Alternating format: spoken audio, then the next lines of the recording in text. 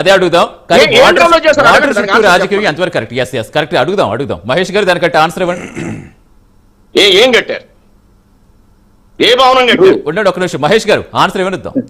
వైఎస్ఆర్సీపీ వాళ్ళు సార్ ఒక మాట అంటాను సార్, జంగిల్ క్లియరెన్స్ బాగా అర్థం పెట్టుకోండి సార్. మీరు 5 సంవత్సరాలు అమరావతిని వదిలేస్తే 35 కోట్ల రూపాయలు ఈ ప్రభుత్వం ఖర్చు పెట్టి ముందు ఆ జంగిల్ క్లియరెన్స్ చేయాల్సి వచ్చింది. అది మనం అమరావతి వదిలిపెట్టింది. మనం 35,000 కోట్లు.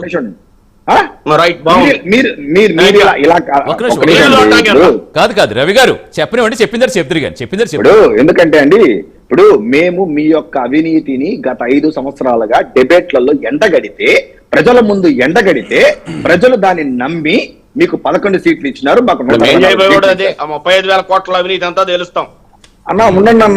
ఉండండి ఈ రోజు మనం మాట్లాడుతున్నామా? చెవిరెడ్డి భాస్కర్ రెడ్డి గారు ఎక్కడున్నారు? ప్రెసెంట్ ఎంపీ మిథున్ రెడ్డి గారు ఎక్కడున్నారు? లేకపోతే అక్రమ కేసులు, అన్యాయం కేసులు, ఇవన్నీ నిన్న నారాయణ స్వామి గారు. సో ఒకసారి ఏంటంటే ఇవన్నీ మేము ప్రజల ముందు పెడితే ప్రజలు నమ్మి మీకు 11 ఇచ్చారు, మాకు 124 ఇచ్చారు. మీకు 5 సంవత్సరాల వ్యవధి ఉంది, మీరు పెట్టండి. ఒక అంగుళం పెంచారా, ఇంకోటి పెంచారా, అవినీతి చేశారా, ఏ వీడియో 5 సంవత్సరాలు అమరావతి 35,000 కోట్లు అయినాయి అని చెప్తున్నారు తప్ప అడుగుతున్నా నేను. ఒక్క నిమిషం అండి. ఇప్పుడు 35 కోట్ల రూపాయలు ఖర్చు పెట్టాల్సి వచ్చింది. మీరు మాకు వదిలిపెట్టి వెళ్ళింది ఏంటంటే గడ్డి, ముళ్ళ కంప, చెత్త వదిలిపెట్టి వెళ్ళారు 5 సంవత్సరాలు. మీరు అమరావతిలో ఏం జరిగిందని చెప్పి ఒక 5 సంవత్సరాలు అమరావతిలో రాజధాని రైతులు రోడ్ల మీద తిరిగారండి. పాపం వాళ్ళు ఇచ్చిన భూముల్ని కాపాడుకోవడానికి. దాని గురించి ఆ రోజు ఎవరు వైఎస్ఆర్సీపీ వాళ్ళు ఎక్కడ మాట్లాడలేదు. వాళ్ళ మీద దాడులు. ఒక్క నిమిషం మీరు ఇప్పుడు నేను చెప్పేటప్పుడు ఏంటంటే మీ దగ్గర ఏదన్నా కంటెంట్, మీ దగ్గర వైఎస్ఆర్సీపీ ఇప్పుడు ఈ డెవలప్మెంట్ చేసింది, మా వల్ల ఇన్ని ఉద్యోగాలు వచ్చింది, మేము విధంగా జీడిపిని తీసుకెళ్లాము, బయట రాష్ట్రాలతో మేము ఇలా పోటీ పడ్డాము, అలాంటి విధంగా మీ దగ్గర అంతేగాని 14 ఉద్యోగాలు ఎన్నండి? రవి గారు మెయిన్ గా ఇప్పుడు నాకు అర్థమైంది ఏంటంటే, ఒక్క నిమిషం మహేష్ గారు ఒక్క నిమిషం. రవి గారు అంటే అమరావతి కూడా రాష్ట్రంలో ఒక భాగమే. సరే, మీరు పరిపాలన రాజధాని, వాణిజ్య రాజధాని లేదా న్యాయ రాజధాని 3 రాజధానులుగా చేద్దాం అంటున్నారు. బట్ అమరావతి కూడా రాష్ట్రంలో ఒక ప్రాంతం అయినప్పుడు దాన్ని జంగిలిగా ఎందుకు వదిలేస్తారు? అది రాష్ట్రంలో ఒక భాగం అయినప్పుడు దాని బాధ్యత కూడా మీదే కదా. దాన్ని అలా వదిలేస్తారు కాబట్టి దాన్ని ఇప్పుడు మనం క్లియర్ చేయడానికి ఎంత టైం పట్టింది? ఇప్పుడు క్లియర్ చేసిన కదా మేము కట్టేదని వాళ్ళు అంటున్నారు. మాకు కూడా బాధేస్తుంది కదా, 1,000 కోట్ల రూపాయలు నీళ్లు దొరకడానికే ఖర్చు పెడుతుంటే మమ్మల్ని కూడా ఆపనే చేయమంటారా? అలా కదండి, నేల రవి గారు సరే పార్టీ నేల రాజకీయాలు ఎంతకాలం అంటే ఇప్పుడు మనకంటూ ఒక రాజధాని వద్దా? ఇంకా అమరావతి ఫైనల్ అయినప్పుడు కేంద్రం నుంచి దమ్ముంటే లోకల్ బాడీ ఎలక్షన్స్ లో 3 రాజధానులే మా రాజధాని పబ్లిక్ లో గెలమని చెప్పండి. సరే పార్టీలకు అతీతంగా ఇప్పుడు ప్రపంచవ్యాప్తంగా మన రాష్ట్రం అభివృద్ధి చేస్తున్న పెట్టుబడులు ఆకర్షించేందుకు ఇప్పుడు 3 ప్రాంతాలు 3 మహానగరాలుగా మారుస్తామని చెప్తారు. ఇది ఆమోదయోగ్యమైనది? ఆమోదోగ్యం కాదు, అది వేరే విషయం. అది కాదు ఒక రాష్ట్రవాసిగా చెప్పండి. సరే రవి గారు ఒకే ఒక పని చేయండి, అమరావతి గురించి మీకు తెలుసుకోవాలంటే, రవి గారు మీకు అమరావతి గురించి తెలుసుకోవాలంటే గత ప్రభుత్వంలో జూపూడి ప్రభాకర్ గారు మీడియాను తీసుకొని, రాజకీయ నాయకులను తీసుకొని అమరావతి ప్రాంతం మొత్తం కూడా వీడియో తీశారు. ఎక్కడెక్కడ ఎలా అభివృద్ధి చెందుతో మీ నాయకుడు జూపూడి ప్రభాకర్ గారు అమరావతి ప్రాంతంలో ఎన్డీఏ కూటమిగా ఏవేవి అభివృద్ధి పనులు చేశారో వీడియో తీసి చూపించారు. ఆయన తెలుగుదేశం నాయకుడిగా ఉన్నప్పుడు ఆ వీడియో చూడండి చాలు. అమరావతి ఏ విధంగా అభివృద్ధి చెందడానికి మేము ప్రణాళికలు వేసాం, ఏ విధంగా బిల్డింగ్లు కట్టాము, అవి ముందుకెళ్తా ఉన్నాయి. ఆ కట్టిన బిల్డింగ్లు మీరు ఈ గత 5 సంవత్సరాలు ఏ విధంగా పాడు పెట్టారు, ఆ పాడు పెట్టినటువంటి ఆ బిల్డింగ్లు మొత్తాన్ని కూడా ఈ రోజున పూర్తి చేశాం. మీరు వస్తానంటే రండి, నేను తీసుకెళ్తా. అమరావతి ప్రాంతంలో ఎన్ని వందల అపార్ట్మెంట్లు, ఎన్ని వందల బిల్డింగ్లు ఈ రోజున మళ్ళీ ప్రజలకు ఉపయోగపడే విధంగా తీర్చిదిద్దామో చూపిస్తాం రండి. మీరు పాడు పెట్టినటువంటి బిల్డింగ్ మొత్తం కూడా ఈ రోజున రెడీ చేసాం, పెయింట్లతో సహా అన్ని అయిపోయినాయి, రెడీ టు ఆక్యుపై చేసాం. ఒకసారి అమరావతి అనేది నిరంతరం జరిగేటువంటి ఒక అభివృద్ధి కార్యక్రమం. ఏ ఒక 5 సంవత్సరాల్లో 10 సంవత్సరాలు అయ్యేటువంటిది కాదు. అంచెలంచెలుగా జరుగుతున్నటువంటి భారతదేశంలో ఏ రాజధాని అయినా సరే ఉన్న రాజధానిని ముందుకు తీసుకెళ్లారు తప్ప కొత్తగా ఆర్గనైజ్డ్ రాజధాని ఉంది ఒక్క ఆంధ్రప్రదేశ్ లో మాత్రమే. రాబోయే 100 సంవత్సరాలకి రోడ్లు ఎలా ఉండాలి, కాలువలు ఎలా ఉండాలి, బిల్డింగ్లు ఎలా ఉండాలి, ఇన్ఫ్రాస్ట్రక్చర్ ఎలా ఉండాలనేటువంటి ఒక ఆర్గనైజ్డ్ రాజధాని ఉంది భారతదేశంలో, కేవలం ఆంధ్రప్రదేశ్ లో. అది కూడా అమరావతిలో చంద్రబాబు నాయుడు గారి ముందు చూపుతో కడుతున్నటువంటి ఈ రాజధాని రాబోయే 100 సంవత్సరాల ఆంధ్రప్రదేశ్ అభివృద్ధికి ఐకాన్ గా ఉండబోతా ఉంది. మీరు ఎన్ని దుష్ట పన్నాదులు పన్నినప్పటికీ కూడా ఆంధ్రప్రదేశ్ అభివృద్ధి చెందుతుంది. ప్రపంచ స్థాయి నగరంగా అమరావతిని తీర్చిదిద్దే బాధ్యత మా పార్టీ తీసుకుంది. ఎన్డీఏ కూటమి నాయకత్వంలో ఖచ్చితంగా ప్రపంచ స్థాయి నగరంగా అమరావతి ఉండబోతా ఉంది. అది చూసి మీరు ఏడవడం తప్ప చేయగలిగేది ఏమీ లేదు. సరే సరే సరే సరే సరే విజయ్ గారు, రవి గారు నేను అడుగుతున్నాను, విజయ్ గారు నేను అడుగుతున్నాను. మేము కూడా అంగీకరిస్తాం. నిజం చేయకుండా గ్రాఫిక్స్ చూపించి నమ్మిస్తే ఎట్లా? సరే అదే అడుగుదాం. ఇప్పుడు క్వాంటమ్ వాలీ అంటున్నారు, టెక్నాలజీ పరంగా సంస్థలను తీసుకురావడంలో ఒక నిమిషం రవి గారు, ఒక నిమిషం అడుగుదాం. సాంకేతికంగా టెక్నాలజీ పరంగా ఎప్పుడు కూడా ముందు చూపుతో ఆలోచిస్తూ ఉంటామని చెప్తూ ఉంటారు కాబట్టి ఇప్పుడు క్వాంటమ్ వాలీగా మారుస్తాం అమరావతి అంటున్నారు. అవకాశాలు ఎలా ఉన్నాయంటారు అక్కడ? ఖచ్చితంగా సార్. ఇప్పుడు అందరూ కూడా హైదరాబాద్ ఐటీ అంటే బెంగళూరు, చెన్నై అనుకునేటువంటి పరిస్థితి నుంచి వాళ్ళ ఐటీ అంటే భారతదేశంలోనే కాదు ప్రపంచం చూసినటువంటి నగరం హైదరాబాద్ నగరం. అటువంటి నగరంలో అటువంటి కార్యక్రమానికి అవకాశం కల్పించిన నాయకుడు చంద్రబాబు నాయుడు గారు. ఇవాళ క్వాంటమ్ అనేటువంటి దాన్ని ముందుకు తీసుకొచ్చి ఆంధ్రప్రదేశ్ లో ఆ ఆలోచన, ఆ విజన్ అంటే అదే. రాబోయే 10 సంవత్సరాలు 20 సంవత్సరాలు ప్రపంచం ఏ డేటా బేస్ మీద ముందుకెళ్తా ఉంది, ఏ టెక్నాలజీ మీద ముందుకెళ్తా ఉంది, దాన్ని ఇప్పుడే మనం అందిపుచ్చుకొని మన విద్యార్థులకి ఆ విధమైనటువంటి నైపుణ్యాలు కల్పించి వారిని ఉద్యోగాల్లో వచ్చే విధంగా ప్రపంచ స్థాయిని, ప్రపంచంలో ఉన్నటువంటి ఇన్వెస్టర్లు అందరూ కూడా ఆంధ్రప్రదేశ్ అట్రాక్ట్ చేసే విధంగా క్వాంటమ్ వాల్యూ కానివ్వండి, వాళ్ళ రకరకాలైనటువంటి యూనివర్సిటీలు ఆంధ్రప్రదేశ్ లో వస్తా ఉన్నాయి. అంటే ఏది చేసినా కూడా భవిష్యత్తు తరాలని దృష్టిలో పెట్టుకొని చేసే నాయకుడు చంద్రబాబు నాయుడు గారు. ఏది చేసినా సరే భవిష్యత్ తరాలు నాశనం అయ్యేలాగా చేసే నాయకుడు జగన్మోహన్ రెడ్డి గారు. వీరిద్దరి మధ్య ఉన్నటువంటి తేడా ఇదే. కాబట్టి విజన్ ఉన్న నాయకుడు చంద్రబాబు నాయుడు గారు, అసలు ఆలోచనే లేని నాయకుడు జగన్మోహన్ రెడ్డి గారు. వీరిద్దరి మధ్య ఉన్నటువంటి తేడా, ఆ తేడాన్ని గుర్తించారు కాబట్టి ప్రజలు చంద్రబాబు నాయుడు గారిని తిరిగి అధికారంలోకి తీసుకొచ్చారు. గొడవలు, కేసులు, పట్లాట్లు, హింసాపూరితమైనటువంటి విధ్వంసంతో కూడినటువంటి పరిపాలన, అట్టర్ ఫ్లాప్. సార్ మధ్యలో కుంభకోణం జరగలేదా? 99% ఓన్లీ క్యాష్ ట్రాన్సాక్షన్ చేశారు. ఒక్క సమాధానం చెప్పండి, ఒకే ఒక్క సమాధానం చెప్పండి. 99% ఓన్లీ క్యాష్ ట్రాన్సాక్షన్. మధ్యలో తప్పులు చేసి, తప్పుడు పనులన్నీ చేసి ఈ రోజున మళ్ళీ ఏదో సచివులాగా మాట్లాడుతా ఉన్నారు అని చెప్తున్నారు కదా మీరు. అన్ని అబద్ధాలు. కాదు రవి గారు, కథలు, కనికట్టు కథలు, కట్టు కథలు, పెట్ట కథలు, మాటల గారడి ఏముందండి? లాగి పెట్టి కొట్టారు. ఎక్కడుంది? రవి గారు ఇక్కడ రాజకీయాలు వేరు, అభివృద్ధి వేరు. రాజకీయాలు ఎలక్షన్స్ వరకే, తర్వాత ఎవరైనా సరే రాష్ట్రం పాటుపడాలి. అది మీరు కావచ్చు, లేదా టీడీపీ కావచ్చు, జనసేన కావచ్చు, బీజేపీ కావచ్చు, వేరే ఇతర పార్టీలు కావచ్చు. ఎందుకంటే తర్వాత వచ్చేది ఎవరో తెలియదు. ఈ లోపుగా ఎంతసేపు ఆరోపణలు ప్రత్యారోపణలతో కాలం వెళ్ళదీసుకునేలా ఉంటే ఇంకెప్పటికి ముందడుగు పడేది.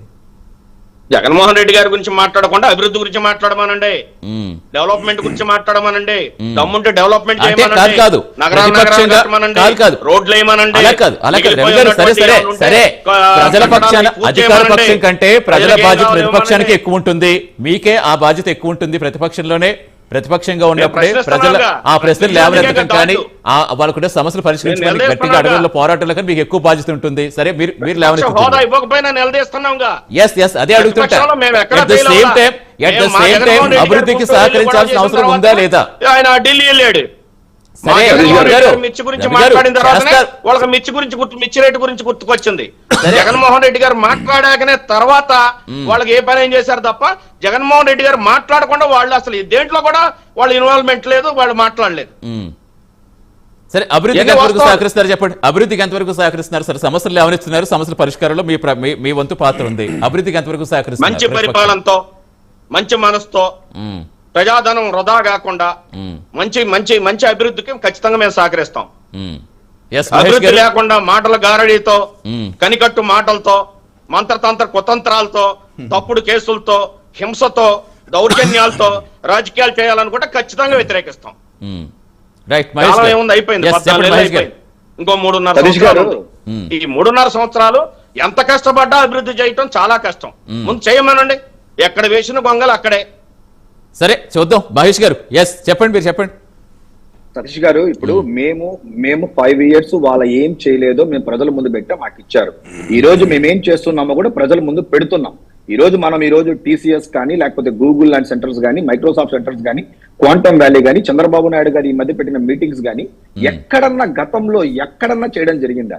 ఈ రోజు మీరు రాష్ట్రాన్ని వైసీపీ వాళ్ళు ఆ రాజధాని లేకుండా, ఒక ఉద్యోగాలు లేకుండా మీరు క్రియేట్ చేసిన ఉద్యోగాలు భారతదేశంలో ఏదన్నా ఉంది అంటే 5,000 రూపాయలు వాలంటరీ పోస్ట్ ఇచ్చి ఒక యువకుడి జీవితాన్ని 5 సంవత్సరాలు నాశనం చేసినటువంటి మీరు ఈ రోజు అభివృద్ధి గురించి, రాష్ట్రం గురించి మాట్లాడతారు. ఈ రోజు మా ముందు చాలా హడ్డల్స్ ఉంది, ఇవన్నీ మేము ముందుకు తీసుకొని వెళ్తున్నాం. చెప్పాలంటే ఈ రోజు ఇంత ముందు వైఎస్ఆర్సీపీ ప్రతినిధి గారు ఎంతసేపు జనరలైజ్డ్ గా మీరు అదేంది ఇదేంది ఇలా మాట్లాడుతున్నారు తప్ప, గతంలో మీది చేశాం. అమరావతిని మీద కాదనుకున్నప్పుడు వైజాగ్ లో ఇంత పెట్టుబడులు తీసుకోవచ్చాం, ఇన్ని ఉద్యోగాలు మేము తీసుకోవచ్చాం అని ఎక్కడన్నా మాట్లాడిన తాకాలు ఉన్నట్టు ఎక్కడ కనబడట్లేదు. మీరు చేసిన అవినీతి మీద అసలు మీకు లేనే లేదు. ఒక్క నిమిషం చెప్పనివ్వండి రవణ, ఒక నిమిషం ఉండన్నా, ఏది అలా కాదు, ఒక నిమిషం. వాలంటీర్ల గురించి మాట్లాడే నైతిక అర్హత మీకుందా? మీకుందా అంటే మీరేం చేశారు చెప్పండి అయ్యా, మీరేం చేస్తారు? సరే, మేము 5,000 ఇచ్చామండి, మేము 5,000 ఇచ్చాం. ప్రజాసేవలో వాళ్ళని నిమగ్నం చేశాం. ప్రజలకు సర్వీస్ చేసే యువతకి ప్రజలకు సర్వీస్ చేసే అవకాశం ఇచ్చాం. ఇంటింటికి వెళ్ళి నీకేం కావాలని అడిగి ప్రజల అవసరాలు తెచ్చిన గొప్ప వరంలా భావించారు వాలంటీర్లు. మళ్ళీ మేము అధికారంలోకి వస్తే 10,000 చేసేవాళ్ళమో 15,000 చేసేవాళ్ళమో తర్వాత సంగతి. మీరు ఏం చేశారు? వాళ్ళని నిలువున నాశనం చేశారు, వాళ్ళ జీవితాలతో ఆడుకున్నారు. వాలంటీర్లుగా ఉన్న వాళ్ళు చాలా మంది ప్రభుత్వ ఉద్యోగాల్లో సెటిల్ అయ్యారు. అదే ఒక స్టెప్, అభివృద్ధికి ఒక బేస్ వాలంటీర్ వ్యవస్థ. ఇప్పుడు అలా కాదు, దీని గురించి మాట్లాడుకుందాం. సరే, మీరు చెప్తున్నారు రవి గారు, ఓకే, వాలంటీర్ గురించి చెప్తున్నారు. ఇప్పుడు మనకి పెట్టుబడులకు సంబంధించి, అభివృద్ధికి సంబంధించి, రాజధానికి సంబంధించి మాట్లాడుకుంటే అసలు ఎంతవరకు ఎవరు సపోర్ట్ ఇస్తున్నారు, ఎంతవరకు సక్సెస్? సతీష్ గారు 1 సెకండ్ అండి. ఇప్పుడు నిజంగానే వీళ్ళు అభివృద్ధి, వెల్ఫేర్ రెండు గాని ఈక్వల్ గా చేస్తున్నట్టయితే నేను చెప్తున్నాను 100% వాళ్ళకి అయితే మాత్రం 11 సీట్లు అయితే మాత్రం ప్రజలు ఇచ్చుంటారు. డెఫినెట్ గా వాళ్ళకి నాకు తెలిసినటువంటి మంచి నంబర్సే వచ్చుండేది. మీకు ఎందుకు ప్రజలు ఇవ్వలేదని ఒకసారి ఆలోచించండి. కేవలం ప్రజలకి మేము 5,000 రూపాయలు ఇచ్చాము. దాని మీద కూడా జరిగింది, ఎన్ని ఓట్లు యాడ్ అయినాయి,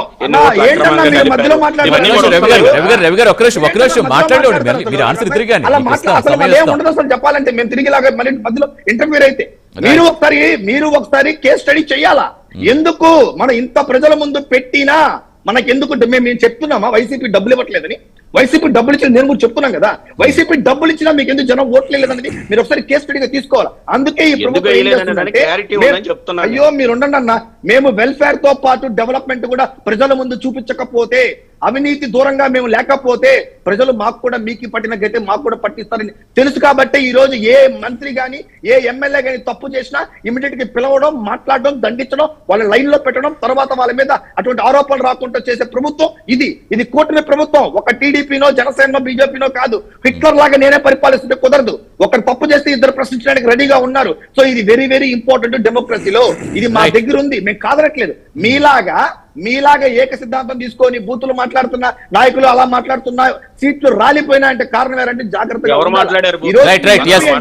సమయం అవుతుంది. ఫైనల్ గా రవి గారు, ఇప్పుడు అమరావతి మునిగిపోతుంది కాబట్టి 3 రాజధానుల విధానమే కరెక్ట్ మీరు చెప్తున్నారు. ఇప్పుడు 3 మహానగరాల భాషల్లో కూడా మీకున్న అభ్యంతరాలు ఏముంటాయి జనరల్ గా? ఇప్పుడు తిరుపతి మేము ఒకటే అడుగుతున్నాం సార్,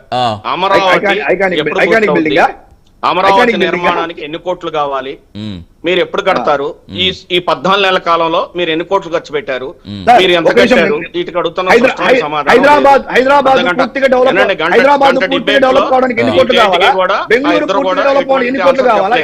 నేను మిమ్మల్ని కూడా విజ్ఞప్తి చేస్తున్నాను. సరే మహేష్ గారు, దానికంటే దానికి ఆన్సర్ ఇస్తారు మీరు ఆమోదయోగ్యం చెప్తారా? ఇప్పుడు మీరు పరిశీలన చేసిన ఇప్పుడు విశాఖ వాణిజ్య రాజధాని అన్నారు, కర్నూలు న్యాయ రాజధాని అన్నారు, ఇప్పుడు తిరుపతి ప్రపంచవ్యాప్తంగా ఆల్రెడీ పేరెన్నికైన నగరం కాబట్టి ఏం చేస్తారని చూస్తున్నాం. ఓకే, వాళ్ళు ఏం చేస్తారని చూస్తున్నాం. మహేష్ గారు సార్ కంక్లూడ్ చేయండి. మహేష్ గారు, ఇంకా విజయ్ గారు మాట్లాడారు. గ్రాఫిక్స్ అన్ని రియాలిటీలోకి వస్తే సరే రవి గారు సరే, వాళ్ళు ఏం చేస్తున్నారో చూస్తారు. వాళ్ళు నిజంగా పెట్టుబడులు తీసుకొస్తే మీరు సమర్థిస్తారు. సార్, హైదరాబాద్, గుజరాత్, బెంగళూరు ఇలా ఎవడన్నా కానీ వాళ్ళు మా అభివృద్ధి అయిపోయింది అని చెప్పి ఏ ముఖ్యమంత్రి అంటున్నాడా? ఈ సంవత్సరాలు అయిపోయింది అంటున్నారా? Common sense, basic common sense. Still Hyderabad need to develop, still Bengaluru need to develop, still Bombay need to develop, still AP Amaravati need to develop. వాటితో పోలుస్తారు ఏంటండి? సమయం అవుతుంది. మహేష్ గారు, విజయ్ గారు, ఫైనల్ కంక్లూడ్ చేయండి. సార్ ఒకటి వాళ్ళతో పోలుస్తున్నారు అంటున్నారు. ఈ రోజు మా పోటీ హైదరాబాద్ తోనే, ఈ రోజు మా పోటీ బెంగళూరు, ఈ రోజు మా పోటీ ముంబై, ఈ రోజు మా పోటీ ఢిల్లీతోనే, మీతో కాదు. మా పోటీ ఢిల్లీతో. ఫైనల్ గా విజయ్ గారు ఎప్పట్లో అసలు కంప్లీట్ చేస్తారు? ఎన్నాళ్ళు ఇది? బేసిక్ ఇది. దయచేసి చెప్పండి. విజయ్ గారు సార్, ఇప్పుడు హైదరాబాద్ నగరం ఎప్పటికి డెవలప్ అయ్యింది, ఎప్పుడు